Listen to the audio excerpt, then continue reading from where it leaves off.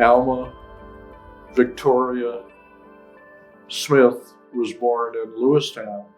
Alma grew up in a family that really would have been unique regardless of color, and that is her mother, that everyone that knew Alma so far today has mentioned Emma Louise Riley Smith. Well, Emma, as a young woman, in fact, she was still a girl, was taken back to Liberia from Arkansas, their home in Arkansas, as part of a Back to Africa movement in 1885. And she spent about 15 years in Liberia going to school. I mean, she was still in school age, but getting experience in African culture and so on overseas. She came back when her parents passed. She came back and wound up in Great Falls, Montana. She first came by way of Butte and Lewistown, where she met her husband, who worked for the Great Northern Railroad, as did so many. Emma Smith emphasized to that family, her 5 children, education, education, education. And it was through Emma's constant drumbeat that every one of those children in that family became well educated. Alma, with her scholarship, went off to Talladega, Alabama, after she graduated at Great Falls High in 1934. And she did very well academically. She did well socially, active in the community, active at the school. Initially, she had planned to be a social worker, and she graduated from Talladega in 1938, but by then she was working as an assistant librarian at the Talladega College Library. So there's Alma beginning to get her interest and her experience as a librarian.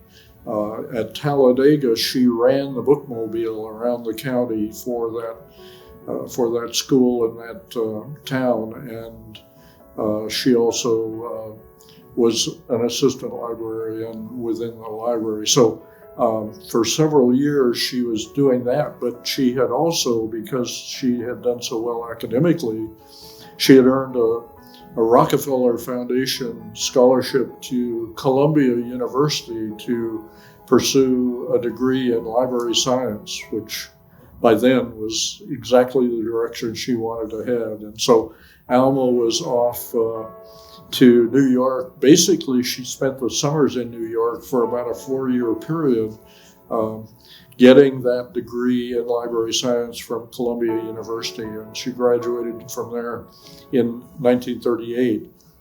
Shortly after that, during this time, she was still working there at Talladega College and getting more experience in the library there. But in 1946, she moved back she was married in Alabama, to Marcus Jacobs, who was a World War II Black Army veteran.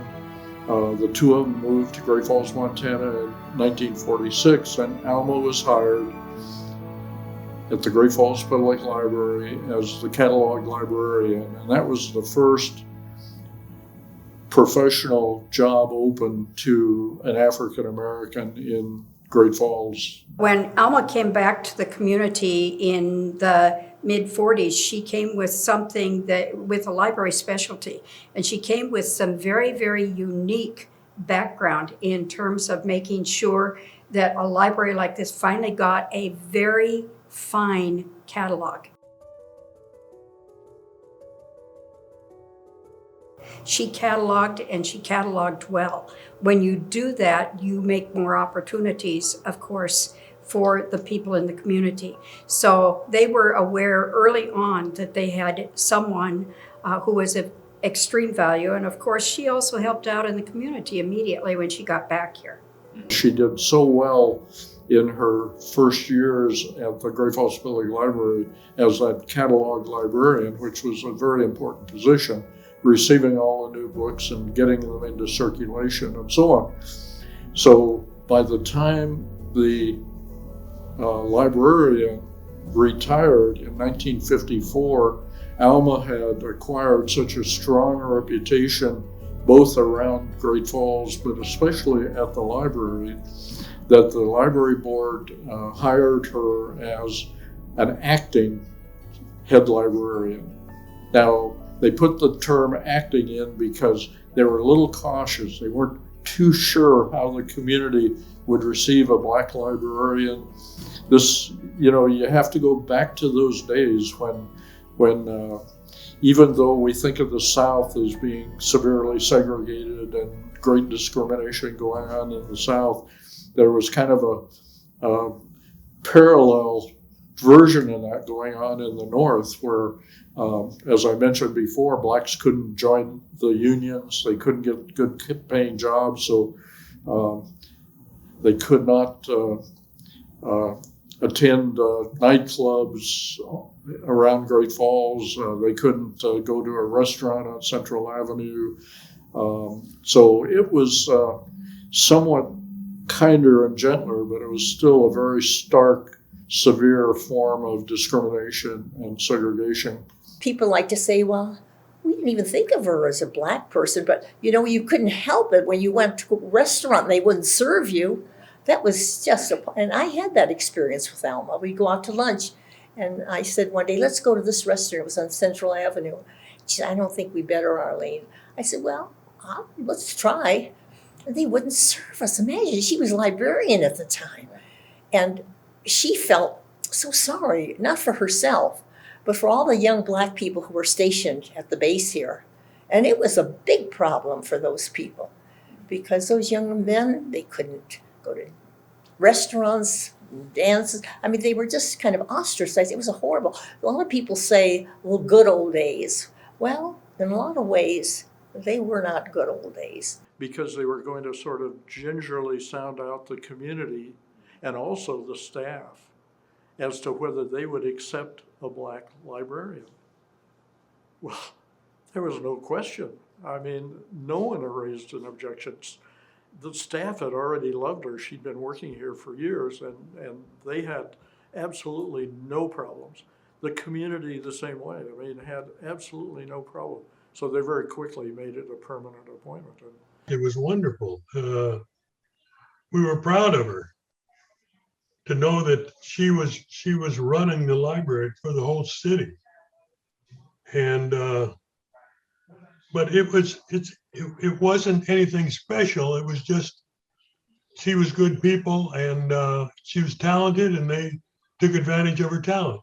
She was also very active in the community in joining with city leaders and base leaders.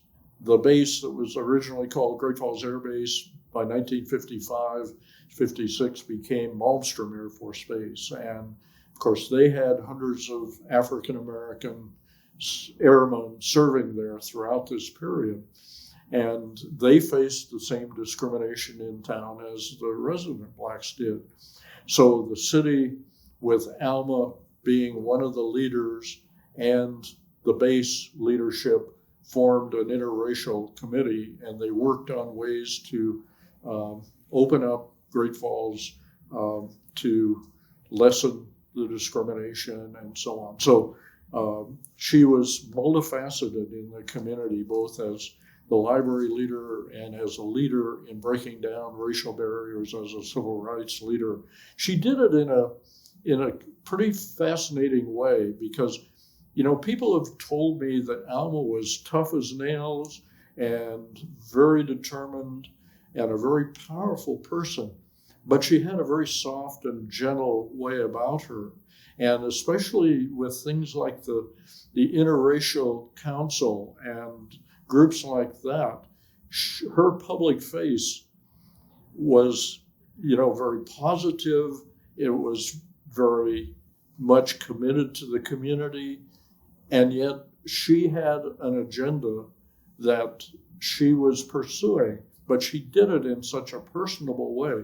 I don't think anyone that I've ever heard of take offense to the way Alma worked basically night and day to break down racial barriers in Great Falls. And that wasn't true in many communities where you had a lot of conflict. You had a lot of disagreement, and, you know, the white community and some segments might put up a resistance to breaking down these barriers that she was beginning to have effect in. In the meantime, she was very active in the community. She and her mother and siblings had been very active in Union Bethel African Methodist Episcopal Church, which was kind of the core of the black community on the lower South Side. Well, she was our Sunday school teacher for many years. And so the lessons that she taught us through Sunday school and how she applied them through everyday life, she always kind of brought our Sunday school lessons back to the daily life that we lived. Also, she really planted the seeds about tomorrow. I mean, we knew we were going to have participate in higher education way before we got to high school. Alma was one of those people in the community who really supported that.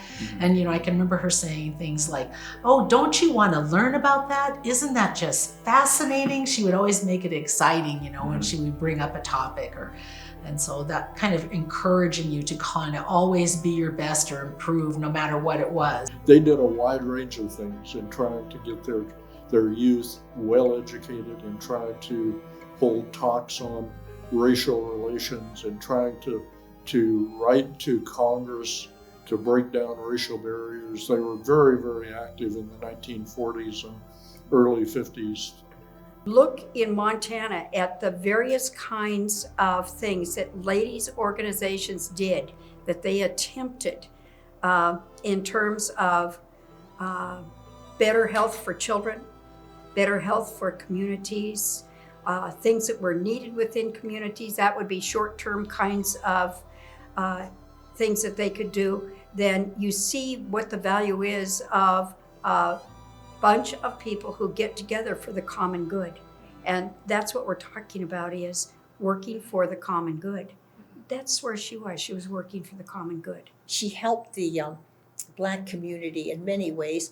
I know one of the things she did, and she was an inspiration for me because I joined it later. I became a member of the Montana Advisory Committee on Civil Rights for the U.S. Civil Rights Commission. So she really took an interest in, we had personal experiences along those lines, you know. She did some spectacularly good things. She got out in the community. She talked to other women in other clubs, regardless of racial background or whatever, and said, this is what we need. This is what we need for our children and for good growth. Libraries are a necessary center of a community, and that's what she did, and she did it well. She ignored other things. She did the things that she could do. She did them well, and she developed some workarounds, I believe, to be able to get where we are today. And boy, bless her for that. Alma was not only first the catalog librarian, but then from 1954, in January, she became the acting head librarian. She made sure that the library was first and foremost as far as activities offered in town. The children's programs, were very well known about as far as the activities that were going on down there, the different events they would have at the library. All this was going on. Meanwhile, she had two major goals as head librarian, other than the great goal of keeping that library open and treating it like a poor people's university. That was her theme. The Great Falls Public Library was a poor people's university. She also was ahead of her time in considering the library the center of the information age. And, we think of that as a much more recent thing than in the 1940s and 50s when Alma was saying, this is the information center and so on. But her two goals, first was to leverage off her experience in Alabama with the bookmobile that had been active through the rural areas of Alabama. And they had tried very briefly in the 1930s as part of the Works Progress Administration, the WPA, to start a bookmobile, but it didn't get off the ground. It didn't work. Well, Alma picked up on that, and when she took over as head librarian in 1954, and very shortly after, she was able to start a systematic bookmobile effort to take library books from Great Falls Public Library, put them in a van first and then a larger vehicle later, and take them around the county, and people could check them out in Sims or in Belt or in Monarch or Nyhart. And that was bringing the library to the people, and it very successful, and it did so much good. A lot of, especially the elderly or people that didn't travel that much, that wouldn't get to the Great Falls Public Library to check out books and then worry about having to get them back, could stop down at the bookmobile when it arrived a set time during the week at their town and check out a couple books or order books that she didn't have or they didn't have with them. Education is so limited to so many people. It's so connected to finances, especially during the time she was growing up. You could go through high school, but even during that time, a lot of people dropped out of school to work. But that didn't mean you couldn't learn. The library was available, it was free, and you could always better yourself. And she always encouraged people to do that. Learn more. She said that once you learn something, nobody can take that away from you. She began as a community librarian, began as a community leader. She became Montana State Librarian in 1973. And so when she achieved the status of, I was still pretty young when she became the head librarian in elementary school and probably too young to really understand what that meant. But then when she became the state librarian, I was extremely proud of that.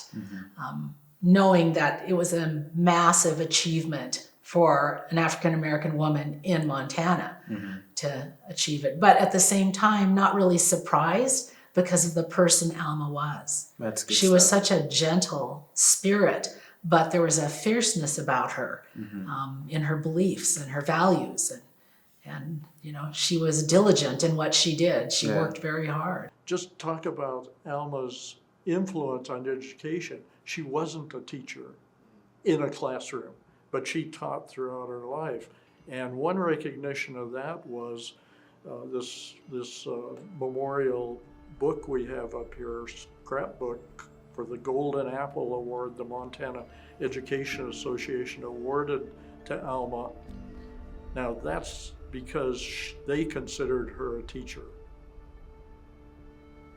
And that's, really a special thing when you have a professional job, you're a librarian, but you're far more than that in the eyes of the community. Librarians might people call them information specialists. That's a huge title, whether you realize it or not. And she was an information specialist, and she reveled in the fact that she got to bring that knowledge to everybody, not just to a Black or a Negro population, but to everyone. She reveled that when she walked through this door as a professional, that's who she was. She was a professional librarian.